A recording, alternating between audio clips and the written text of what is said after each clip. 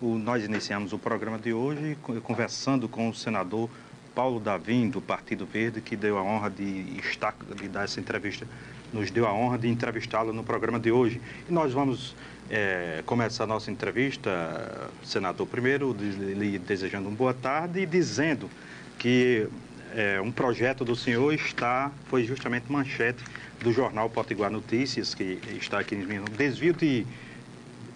Davim quer desvio de verba de saúde como crime hediondo. O que motivou o senhor propor esse projeto? Boa tarde, Pinto. Satisfação muito grande estar aqui no seu programa, um programa de grande audiência, que é o Conexão Potiguar.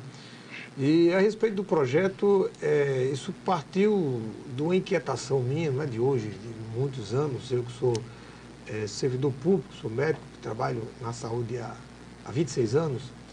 E essa indignação, essa inquietação que eu tenho, sabendo e lendo nas manchetes quase que diariamente denúncias de desvio de verbas, desvio de patrimônio da saúde, né? E todas as vezes que há desvio de recursos da saúde, alguém está pagando essa fatura.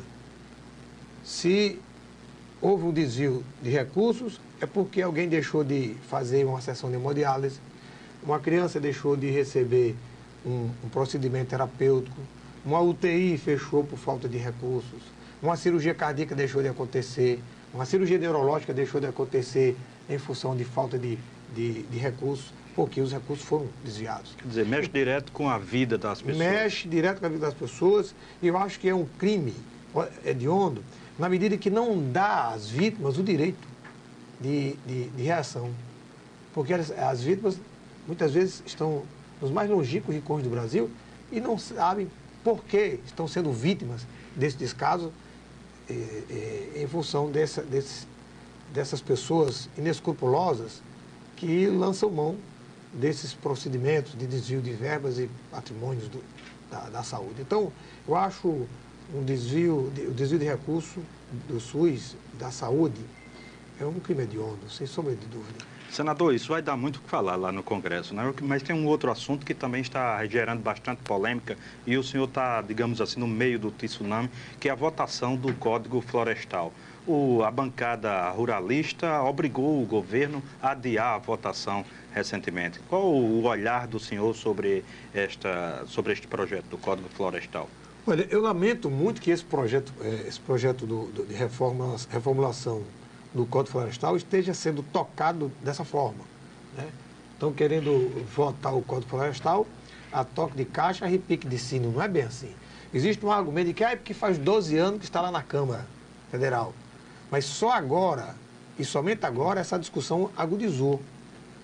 E é uma lei muito séria. É uma lei que está legislando sobre o maior patrimônio que nós temos, que é o patrimônio ambiental.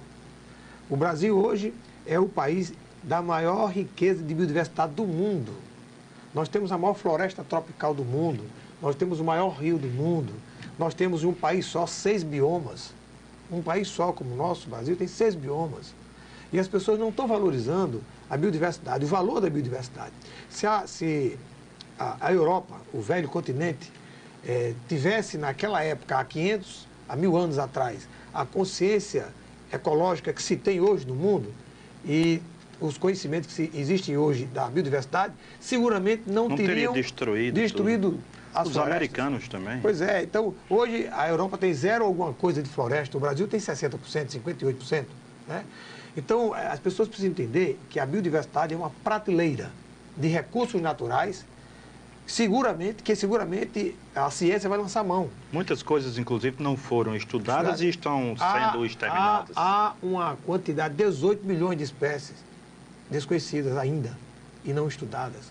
Para você ter ideia, existe um remedinho chamado Captopril, um remédio para pressão. Muita gente conhece, o telespectador deve conhecer, um remédio para pressão. Esse remédio foi descoberto e extraído do veneno da jararaca. Tem outro remédio que é para o coração também. Eu não falo muito do coração, que é da minha área, né? Então, a digoxina. A digoxina foi extraída de 2 plantas, digitadas lanata e digitadas purpúrea. Ou seja, a natureza permite que a gente lance mão dos recursos naturais para transformá-los em remédio medicamento para enfrentarmos os males existentes no mundo. Na hora em que a gente passa a motosserra e acaba com os nossos recursos naturais, com as nossas florestas, com os nossos biomas, a gente vai acabar com a biodiversidade, a gente vai acabar com o ecossistema. E nós não vamos ter essa possibilidade em um futuro queira Deus bem próximo, de lançar mão dessa prateleira de desconhecidos, de entes desconhecidos, para transformá-los em alternativas terapêuticas, né? Além, evidentemente, de uma incidência direta na modificação climática, né? Perfeito. Uma questão que eu gostaria de ouvir a sua opinião, senador, é sobre a marcha dos prefeitos a Brasília. Hoje eu conversei com os 3 prefeitos de ontem para cá. Eles se dividem a opinião. Alguns acham que avançou, porque colocou vários pontos que diz respeito ao municipalismo em pauta, mas de concreto não teria acontecido grandes avanços. E eu vi que o senhor estava no meio dessa questão da marcha, do evento da marcha dos prefeitos a Brasília, que é a 14ª marcha. Qual a sua visão sobre esse evento? Olha, cada vez mais, primeiro eu acho que essa marcha deve permanecer, deve continuar, porque é aquela história, água mole em pedra dura, tanto bate até que fura. Mas eu fechei um diagnóstico, conversando e ouvindo os prefeitos, não só do Rio Grande do Norte, que os prefeitos de outros estados, de outras regiões. Mas eu chego à conclusão de que ou se promove uma reforma tributária no Brasil, ou nós vamos quebrar todas as prefeituras do Brasil. As prefeituras 06 já estão quebradas. Estão quebradas. Porque, na verdade, de toda a receita do Brasil, 54% fica retida com o governo federal. 28% vem para os governos estaduais. E apenas 18%, 17,7%, vou fechar em 18%, vai para o município. Para o município promover saúde, educação básica, a responsabilidade dele, os programas sociais da prefeitura, pavimentação, e etc, etc, etc, folha e custeio. Folha de pagamento e custeio de máquina.